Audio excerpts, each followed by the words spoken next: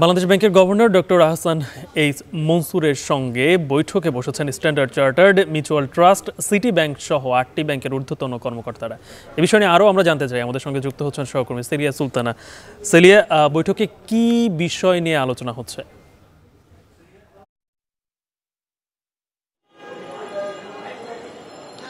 যদি জানাতে হয় যে এটি কিন্তু প্রথম বৈঠক বলা যেতে পারে ব্যাংকার্স যারা আছেন, ব্যাংকার্স অ্যাসোসিয়েশনের সাথে নতুন যে গভর্নর গত 14ই আগস্ট যখন ডক্টর আহসান এইচ মনসুর দায়িত্ব পালনের পর এটিকে কিন্তু খুবই গুরুত্বপূর্ণ বৈঠক হিসেবে ধরে নেওয়া হচ্ছে। এর অন্যতম একটি বিষয় হচ্ছে এই ব্যাংকার্স মিটিং থেকেই যে আমরা যে সংকোচনমূলক মুদ্রানীতিটির কথা শুনতে পাই এবং পরবর্তীতে যে মূল্যায়নগুলো হবে, বিশেষ করে আপনারা জানেন যে মূল্যস্ফীতিকে প্রাধান্য কিন্তু দেওয়া হচ্ছে। ঠিক একইভাবে ডলারের যে দাম সেটি বাজারে স্থিতিশীল রাখার একটি পরিকল্পনা কিন্তু রয়েছে বাংলাদেশ ব্যাংকের। সেই জায়গাটিতে কিন্তু নির্দেশনা আসবে। অন্যতম একটি বিষয় কিন্তু নির্দেশনায় আসার কথা রয়েছে, সেটি হচ্ছে খেলাপি ঋণ কিভাবে আদায় করা হবে। খেলাপি ঋণ আদায়ের ছাড়াও সুশাসন কিভাবে নিশ্চিত করা যায় ব্যাংকগুলোতে। আপনারা জানেন যে 7 থেকে 8টি ব্যাংক এবং 9টি আর্থিক প্রতিষ্ঠানের সবকিছু মিলে কিন্তু এই জায়গাগুলোতে পুনর্গঠন করা হয়েছে পরিচালনা পর্ষদে। সেখানে নতুন যারা আসছেন পরিচালনা পর্ষদে স্বতন্ত্র হয়ে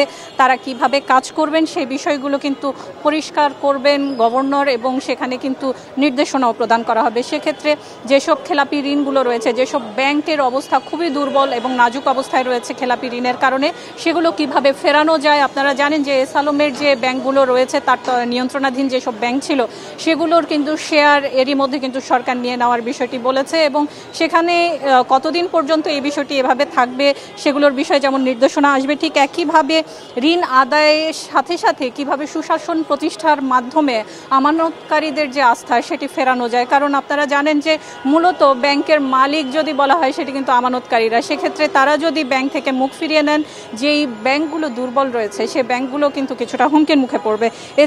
এছাড়া যে বিষয়গুলো থাকছে সেখানে সেবার মান বাড়ানো, ঋণ আদায় বৃদ্ধি, এবং কিভাবে ঋণে যে ডিসবার্সমেন্টগুলো হয় সেই ডিসবার্সমেন্টগুলো কিভাবে আসলে সহজ করা যায় এবং সে জায়গাটিতে কিভাবে কাজ করা যায়।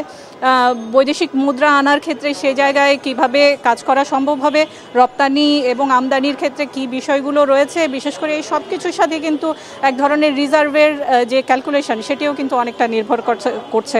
এছাড়া আরও বেশ কিছু বিষয় রয়েছে যে নতুন করে যেন কোনো ধরনের ব্যাংকগুলো জালিয়াতির মধ্যে না পড়ে, এ বিষয়ে কিন্তু বাংলাদেশ ব্যাংক গভর্নর আজ কিন্তু ব্যাংকার্সদেরকে নির্দেশনা দিবেন। এই ছিল মূলত আজকে আমার কাছে এখন পর্যন্ত ব্যাংকার্স মিটিং, যেটি দুপুর 2টায় শুরু হয়েছে। প্রায় সবগুলো ব্যাংকের এমডিরাই কিন্তু উপস্থিত রয়েছেন এবং এরই মধ্যে শুরু হয়ে গেছে। আমরা হয়তো ঘণ্টাখানেক পর জানাতে পারবো যে কি ধরনের নির্দেশনাগুলো তাদেরকে আসলে দেওয়া হয়েছে। যুক্ত ছিলেন সহকর্মী সেলিয়া সুলতানা। দেখছেন এখন দুপুর।